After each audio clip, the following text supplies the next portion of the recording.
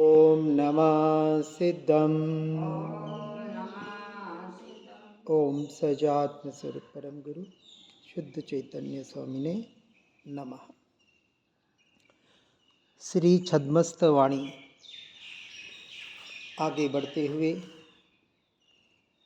ओम उवन उवन उवम उवनम उवनम सोई लोय अनंत प्रवेशम उवन शरण सोई विलयम उवन सोई तार कमल मुक्ति विलसंती।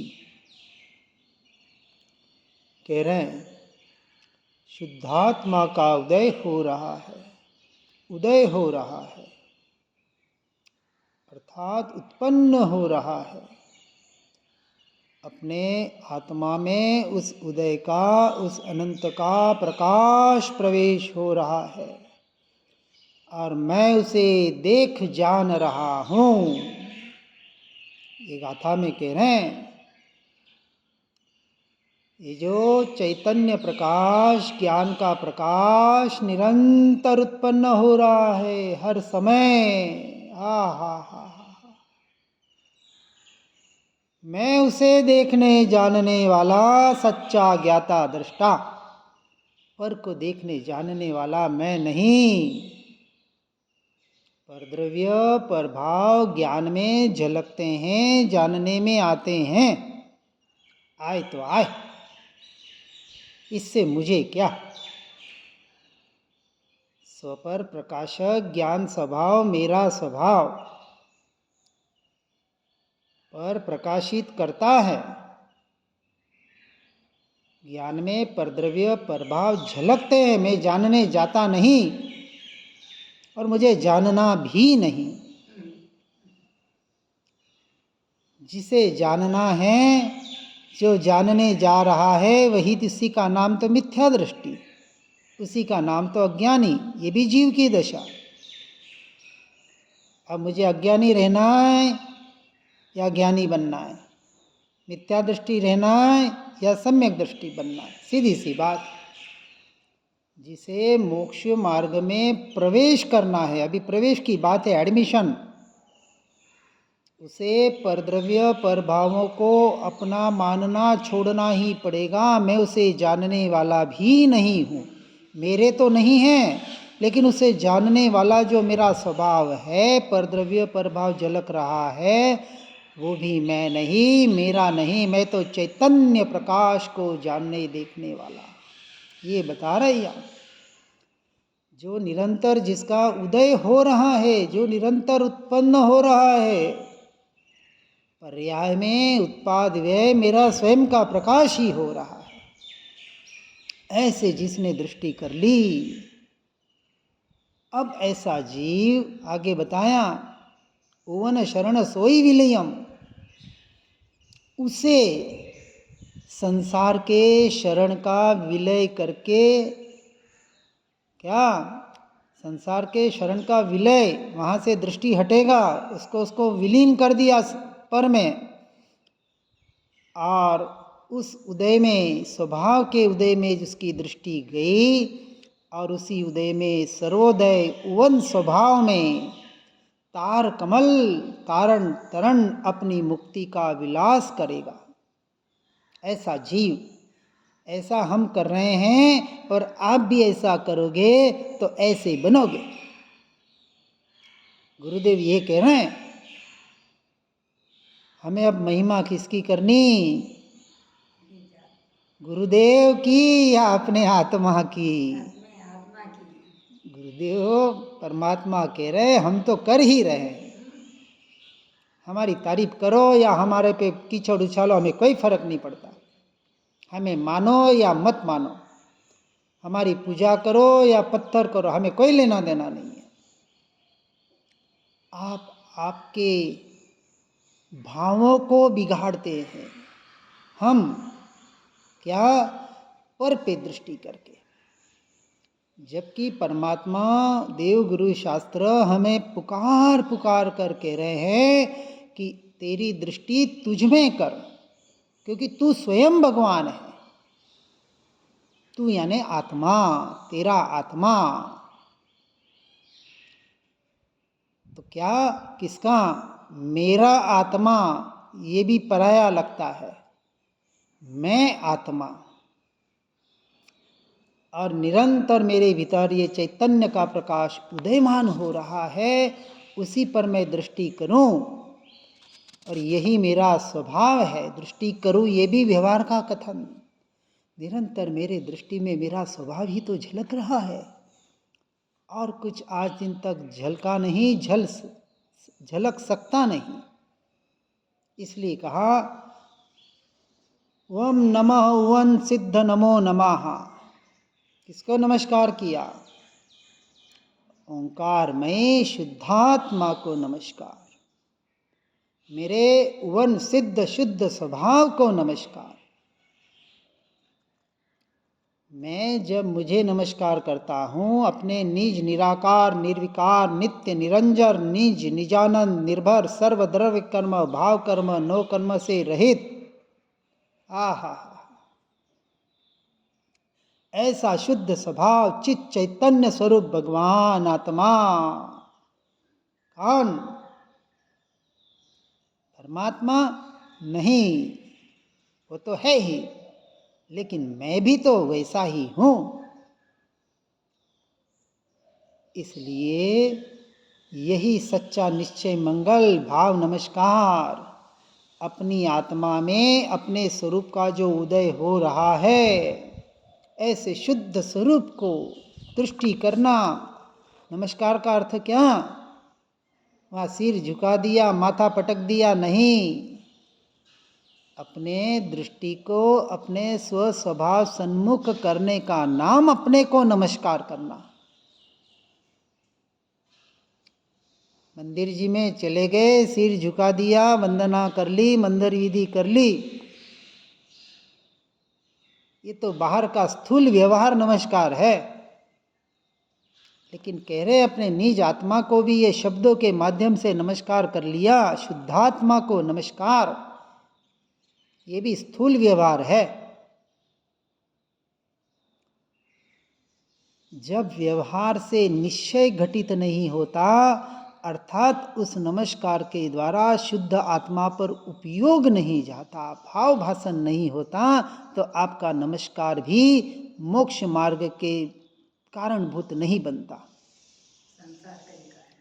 पुण्य बंद करके बाहर कुछ भटकाने वाला ही बनेगा। जय जयकार करना, चिल्लाना ठीक है, भावों की अभिवृद्धि होती है, ज्ञानी पुरुषों के भी होती है,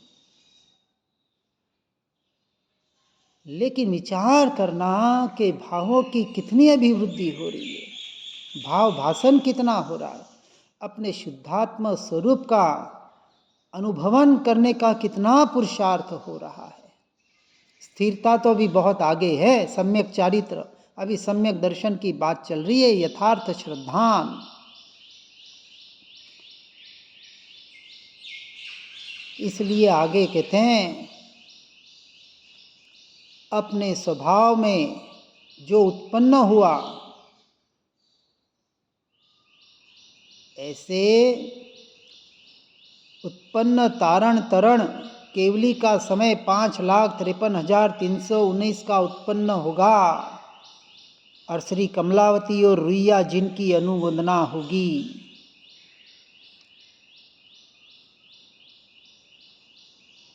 शब्दों में नहीं, भावों को पकड़ना है, शब्दों का कोई महत्व नहीं है। एक ही अर्थ के कई शब्द और एक शब्द के कई अर्थ हो सकते हैं। यहाँ केवली परमात्मा के समवस्त्र में समस्त 12 परिषदा जो कही, 12 कोठादि विभागों में सर्वदेव मनुष्यों की संख्या 9,1,3,3,5,5 होगी, अर्थात 5,53,319 की संख्या बता रहे हैं। और उसमें कमलावती महाविदुषी और रुइया जिन, इन दोनों की अनुमोदना होगी। ये जिनके भी नाम संबोधित किए जा रहे हैं, उनके होगी, लेकिन मेरी कब होगी? जब मैं अपने में लीन हाँ, वो अपने में लीन हो रहे हैं, होंगे, होते रहेंगे। और हो गए, उन्होंने तो अपना काम बना लिया। हाँ, अब अपने अब मुझे मेरा काम करना है। मुझे अपना काम बनाना है। अब यहाँ समोषण की संख्या की अपेक्षा से भेद करके बता रहे हैं। अब मुझे भी वहाँ पहुँचना, ये भाव करना है, इसमें भी मेरा नंबर लगना है। लगा है, क्योंकि समय भी लगा था, उनके साथ थे। हाँ, पर कुछ एक आगे फिर से आ गए, फिर से लगा है नंबर। बराबर लगाना लाइन में है, लगे हैं। लाइन में लगना है। लगे हैं। इसलिए जो समोषण के 5,53,359 विशेष पदधारी, उनको पृथक करके बता रहे हैं। ज्योति केवली 700, मन पर्यज्ञानी 500, गणधर 11, प्रतिगणधर 1400, अवधि ज्ञानी 1301, संतत केवली 3, अनवधि केवली 3, राजा दानपति 1। इस प्रकार 3,919 सुखपूर्वक मुक्तिगामी हो। ये समोषण का विवरण। अब उस विवरण में आगे और बताते हैं। विशेष जीवों की संख्या 100 धर्म स्वर्गीय 8,000, जति सिद्ध गति 8,000, अनुत्तर गत वैक्रियक 4,000, पूर्वधर 3,000, अर्जिका 36,000, श्राविका 3 लाख, श्रावक 1 लाख, साधक 90,000, कुवादी जय 400। इस प्रकार ये सब और तृतीय सूत्र के 3,900, ये सब मिलाकर 5,53,319 पूरी संख्या है। कहाँ? समोषण में।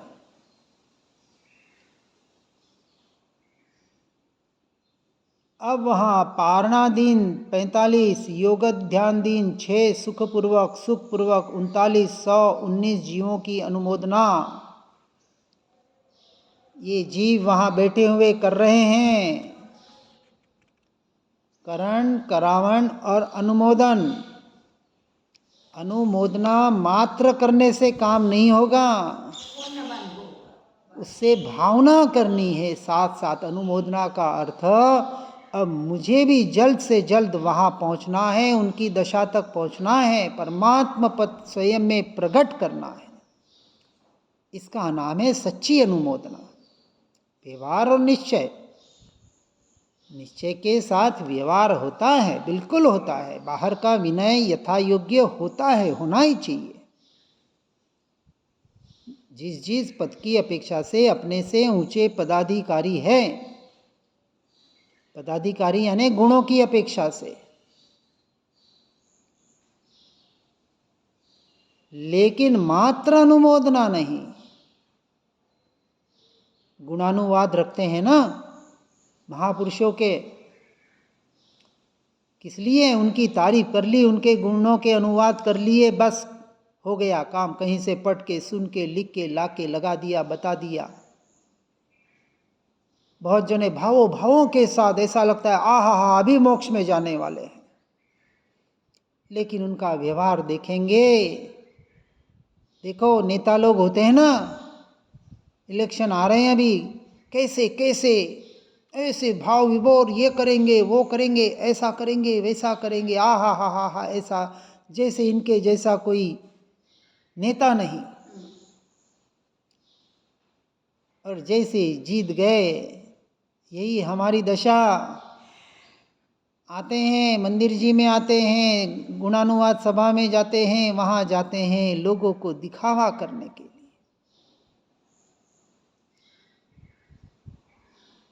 विचार करना, ये यात्राएं होती है, ये यहाँ मेले होते हैं, जो कुछ भी होते हैं, उसमें धर्मी कितने? धर्मी उसे कहा जो यहाँ तो नहीं, यहाँ से जाने के बाद सच्चे धर्म का अर्थात अपने स्वभाव का पालन करे। धर्म अर्थात स्वभाव, क्रिया नहीं। हम तो रोज मंदिर विधि करते हैं, इतने नियम पालते हैं, इतना हमें त्याग है, धूल है। कब तक? जब तक स्वभाव का लक्ष्य नहीं है। स्वभाव के लक्ष्य से पाले तो वो धूल सोना हो गया। बात को बराबर समझना, किसी का निषेध नहीं होता है। वस्तु स्वरूप को बराबर समझना है, और वस्तु स्वरूप को समझे बगैर भेद ज्ञान नहीं होगा, और भेद ज्ञान के बगैर तत्व निर्णय नहीं होगा, और तत्व निर्णय के बगैर ममल स्वभाव की दृष्टि नहीं होगी।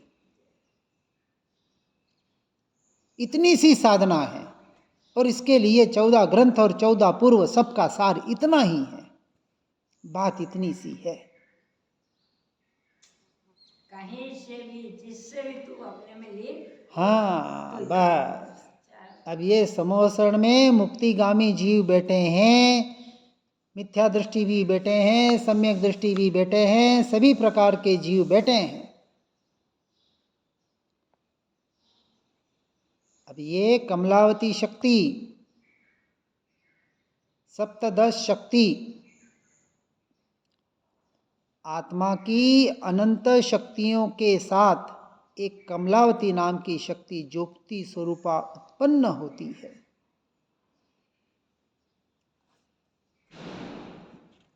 और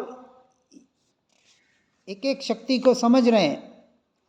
आत्मा की अनंत शक्तियों के साथ चरणावती नाम की शक्ति उत्पन्न होती है, जो चैतन्य आत्मा के उपादान में उत्पन्न होने वाली है। वह शक्ति कैसे है? आत्मा के अनंत गुणों के साथ एक क्षेत्रावगाही है। वहाँ समय सार जी में अमृत चंद्राचार्य देव ने 47 शक्तियों का प्ररूपण निरूपण किया है। वैसे तो अनंत शक्तियों का मैं आत्मा स्वामी हूँ, लेकिन कुछ शक्तियाँ जिनको हम व्यवहार की अपेक्षा से शब्दों के माध्यम से कहने का प्रयास कर सकते हैं,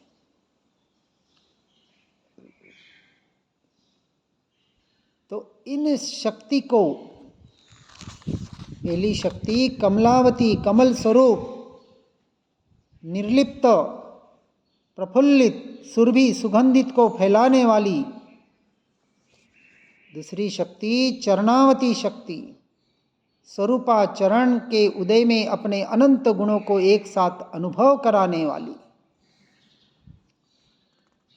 तीसरी कर्णावती शक्ति क्या कह रही है कि करण कारक की प्रमुखता सहित जो है,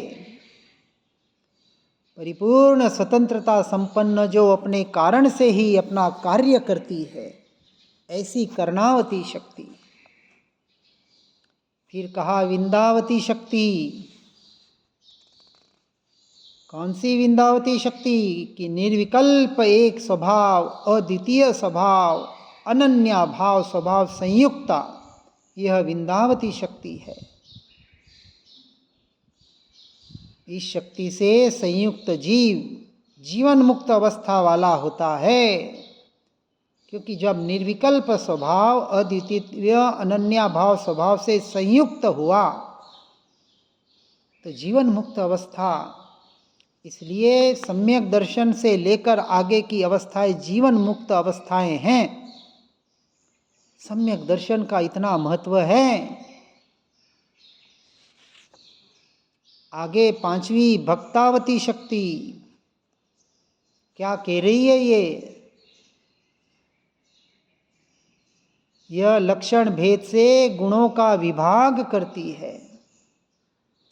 इसके बिना भिन्न भिन्न गुणों का पृथक रूप से परिचय नहीं मिलता, और यह अपने गुण स्वरूप चैतन्य पिंड में अपने भाव से भेद ज्ञान की जननी है। क्योंकि जब भेद ज्ञान भिन्न भिन्न जानेंगे तो भेद ज्ञान कराएगी ऐसी ये भक्तावती शक्ति। देखो सीधी सी बात, आपका भेद ज्ञान हो रहा है तो ये शक्ति आपकी उत्पन्न है। शक्ति को इतना ही समझना है। यदि उस अनुरूप परिणमन अपने स्वभाव में, स्वरूप में, आत्मा में हो रहा है तो शक्ति प्रकट है। अब उसको अलग अलग से जानने की जरूरत नहीं है। छठी जैनावती शक्ति, जो ज्योति स्वरूपा शक्ति घाती अघाती कर्मों को जीतने में सहायक बनती है, जो स्वरूप में ही उत्पन्न होती है और प्रत्येक च्युत गुण में अपने प्रतिपक्ष कर्म को नाश करने की यह शक्ति हमें प्रदान होती है।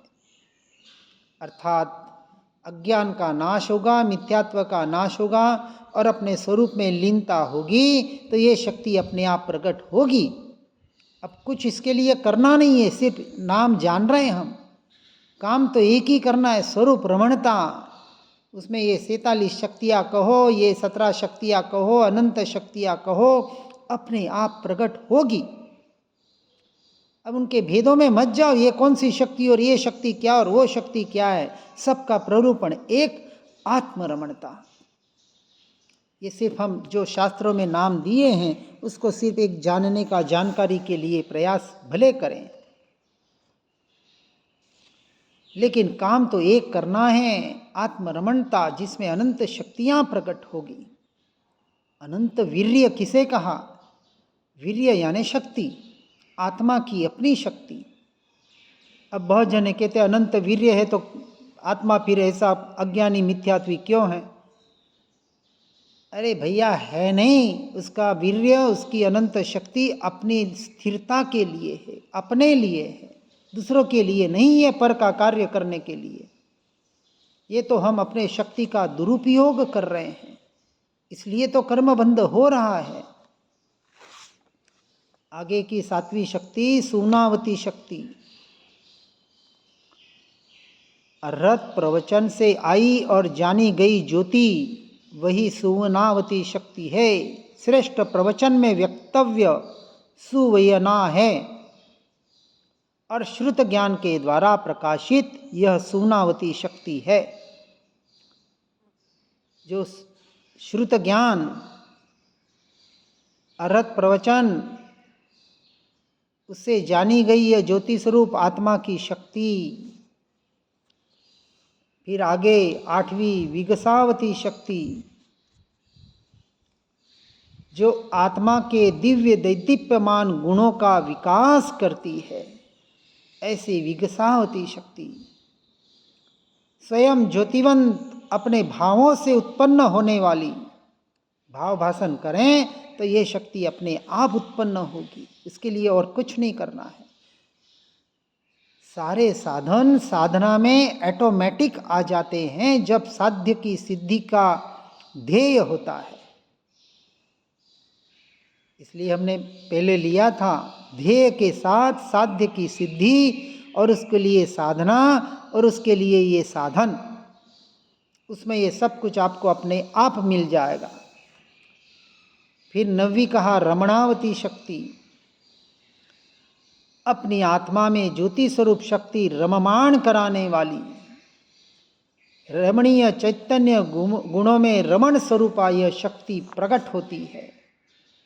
फिर कहा दीप्तावती शक्ति, जो दैदीप्यमान स्वयं गुणों से सुशोभित, जो आत्मा ज्ञाता दृष्टा है, आत्मा के प्रत्येक गुण में यह दीप्ति स्वभाव वर्तमान है, इसी का नाम दीप्तावती शक्ति है। उसका शिकार, मैं अनंत गुणों का स्वामी, तो आपकी दीप्तावती शक्ति प्रकट है। ये सम्यक दृष्टि के सब अपने आप होता है, इसलिए सम्यक दर्शन को प्राप्त करे, ये सारी शक्तियाँ प्रकट ही है ऐसा समझना। फिर 11वीं भुक्तावती शक्ति, शुद्ध स्वभाव का भोक्तापना कराने वाली, भोगने वाली। किसका कर्ता भोक्ता? स्वभाव का कर्ता भोक्ता, स्वभाव को भोगने वाला मैं। और ऐसी जो मेरी शक्ति वह भुक्तावती शक्ति चैतन्य आत्मा में प्रकट है, ज्योति स्वरूपा, और निश्चय से आत्मा अपने स्वभाव का ही तो भोगता है, यही तो भुक्तावती शक्ति है।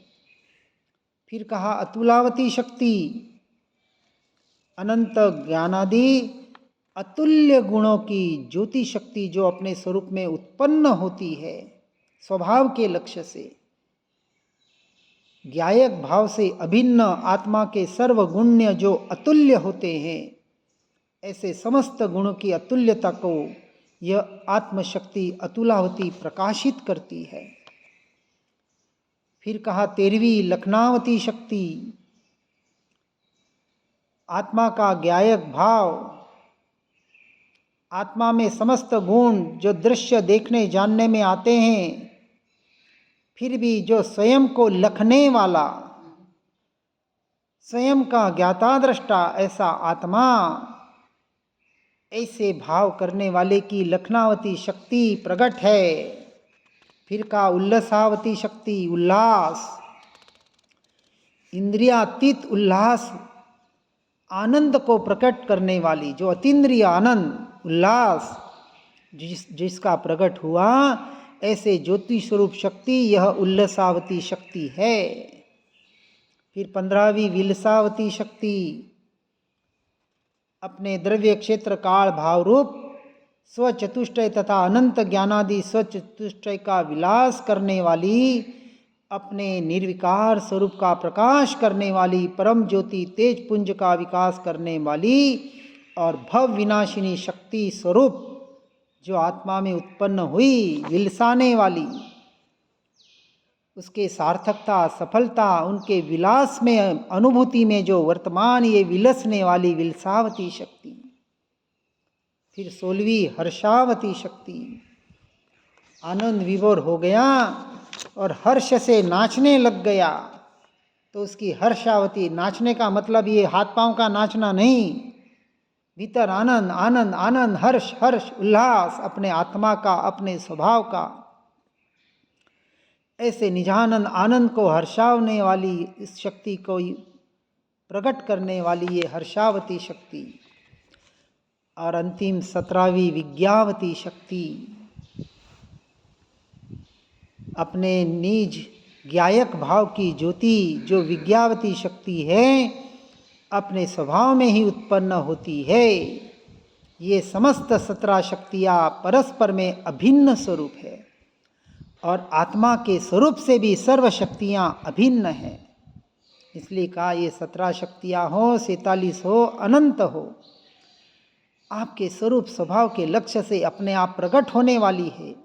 आप में ही पड़ी है, आत्मा में ही पड़ी है, कहाँ बाहर से आने वाली नहीं है। ऐसे शक्ति स्वरूप को इसलिए जानना, अपने आत्मा के वैभव के लिए, अपने आत्मा की अनुमोदना करने के लिए, अपने आत्मा का, अपने स्वयं की महिमा लाने के लिए। सर्वोत्कृष्ट सृष्टि का महिमामान पदार्थ कौन? मैं आत्मा, शुद्धात्मा, परमात्मा स्वरूप भगवान आत्मा। सबका सार एक ही, पर द्रव्य पर भावों से दृष्टि हटाकर भेद विज्ञान करके फिर उसको भी भूल के अपने स्वरूप और स्वभाव में लीन होने की चेष्टा करना, पुरुषार्थ करना, इसी का नाम मोक्ष मार्ग है। और हर जीव इस मोक्ष मार्ग में आगे बढ़े, इसी भावना के साथ ओम नमः सिद्धम। जिन वाणी के ज्ञान से हो सम्यक श्रद्धान, हो चारित्र महान उर पाऊँ पद निर्वाण। निज निधि निज में बताई, यह अनंत उपकार है उसके लिए। जिन वाणी माँ को वंदना शतवार है, वंदना शतवार है, वंदना शतवार है।